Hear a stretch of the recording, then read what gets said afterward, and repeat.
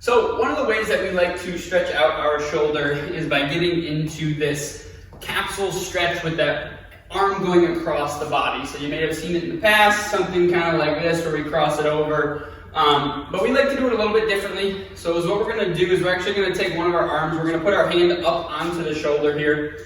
Our opposite hand is going to work by pushing our elbow towards this shoulder so that my hand can start to slide back. All right, so when we do this movement, just like any other movement, we want to make sure that we're into a good position. All right, so if I'm driving myself back, it shouldn't be based on this overarch or anything like that in our spines.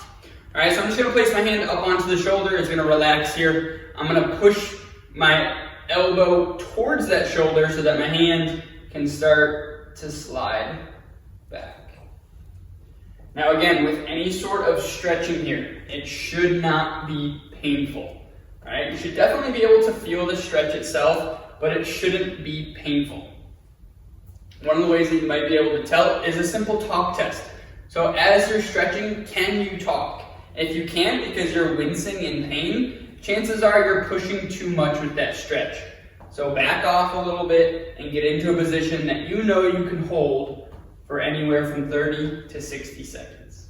Of course, what I do on one side, I'm going to do on the other. You might notice a difference between those sides. This side seems to drift back a little bit further. I can feel the stretch in a bit of a different spot.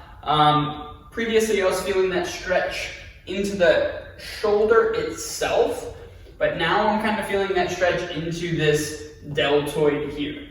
All right, so it's going to allow us to kind of pick out what might be tight, what might be holding us back.